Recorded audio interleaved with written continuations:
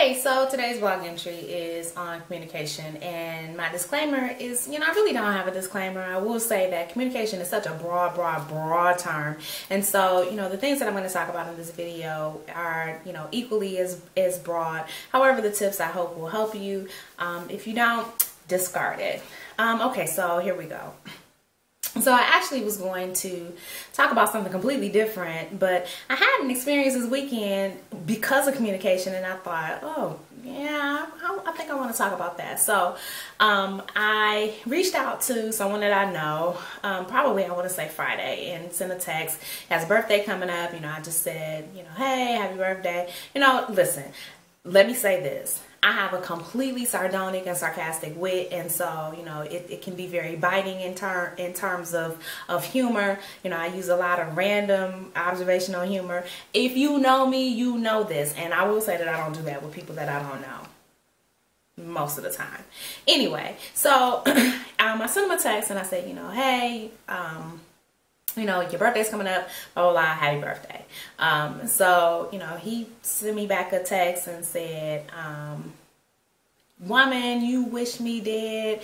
I don't really have anything to say to you. That was in a nutshell. So I'm looking at it, I'm like, what in the world is he talking about? Like, I seriously had no clue what he was talking about. So then I thought about it. So maybe about a month or so ago, I had been texting him and calling him, and he wasn't responding. So I think I sent a text message, something like, if you haven't answered me, you must be dead. I hope your family is okay, or something like that. Something along those lines. Completely sarcastic, completely Felisa, completely in line with something that I would do. Just crazy. That's just, my sense of humor.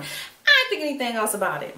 That's what he was talking about. And I thought, fool, you would literally go this long and not, because if I got something like that and I was questioning, I'd be like, so exactly what are you talking about? Like, why would you say that? Da, da, da, da. That's me. I still couldn't believe that he wouldn't say anything. And he has spent a month and some change being hurt over that. Okay, so I sincerely apologize. I did laugh. I sincerely apologize because I just could not believe that anybody would actually take that seriously. Then I started thinking about that, and I thought, everyone takes things in a different way, and we funnel information through a filter that we have in place, and that filter contains all of the things that we're going on that's going on both externally and internally. And sometimes when we get information, or somebody says something to us when we're in the midst of stress or personal crisis or trauma or whatever, we can misinterpret the things that someone is actually saying to us, and we become hypersensitive to things that people say to us. It's not really that person, it really is us, but I take the responsibility for things that I say to someone if they've taken offense to it. I appreciate the ability to apologize. In this case, I wasn't given the opportunity to apologize, or the opportunity to even bring some clarity, because he never said anything. That's communication issue number one. If you are offended, or if you have gotten some things that have gone on and you don't understand it, or it has hit you the wrong way, you owe it to yourself to seek clarity. It's really not for the other person, whether they apologize to you, or whether they bring some clarity, or whether they tell you something that's actually beneficial for you. That's not for them. It is for you. It is the ability for you to purge at the person at which has given you that offense. You have to be able to articulate that.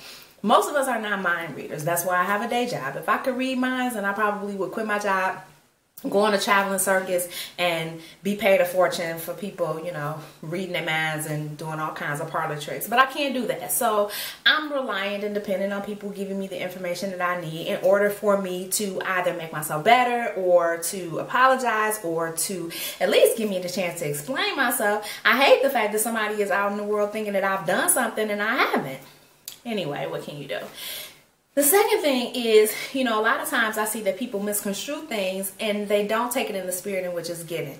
And because they do that, that also sets up offense. Well, they said this, or that they said that. I see that online a lot. A lot of people will take offense at somebody's status because they think that somebody is saying something to them. I kind of feel like if you didn't actually tag me in it or name me in it, you ain't talking about me. So I don't really pay attention to things like that, because you will go crazy. Most of the time, those things online are so vague and so... I just don't even know what it is. I really don't. People vent all the time in their status. Sometimes people forget that we can see that. And it's not your personal journal. And yeah, we can see that.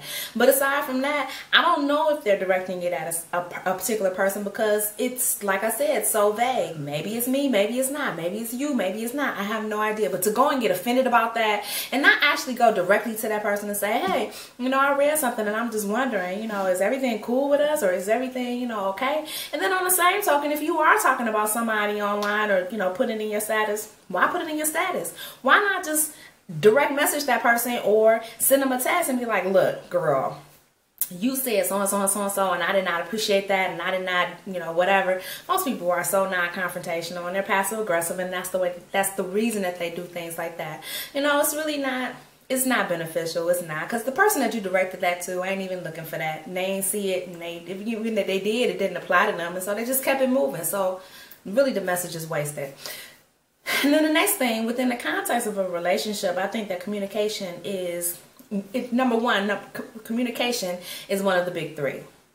And as far as I'm concerned, communication is the umbrella that the other two sit on. And this is what I mean. The three major reasons that a relationship will experience trouble or a relationship will fail is because of communication, sex, and money. And honestly, if you can't talk about the sex and can't talk about the money, you got a problem. So that really is communication.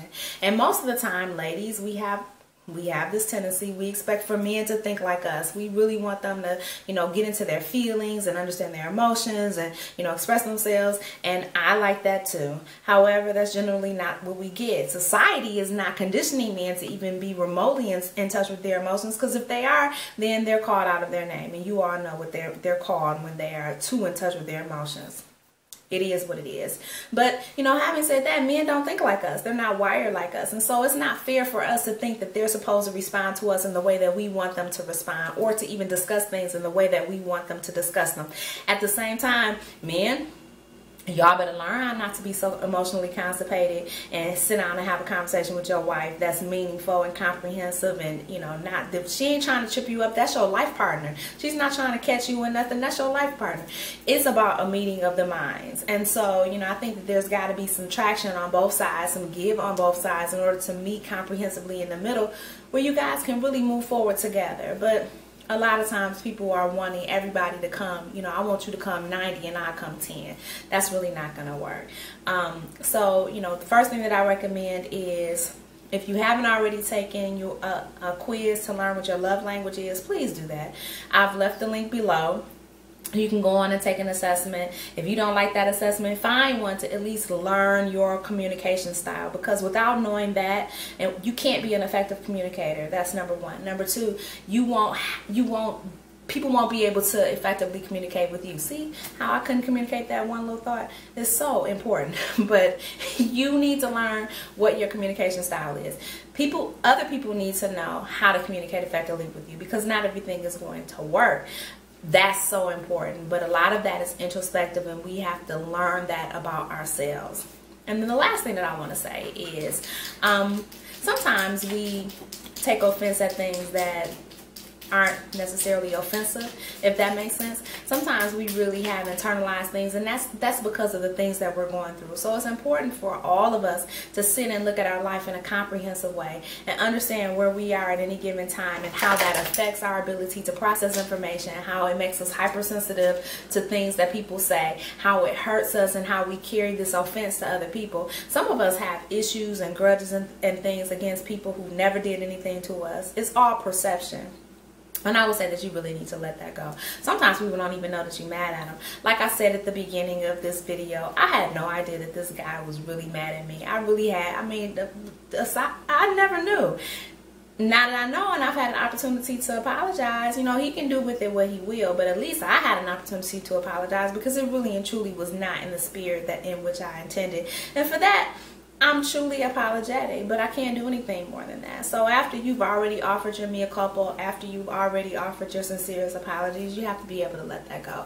But if you don't ever get that, and for those of you all who are carrying an offense and carrying a hurt, you probably just need to let that go. You might not be able to get that apology, because that person has no idea that you're mad at them. They probably think that you're crazy because you're walking around with a grudge and you haven't opened up your mouth to say anything about anything. You just expect for them to know.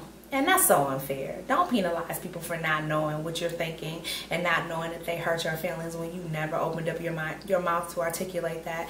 That's a two-way street.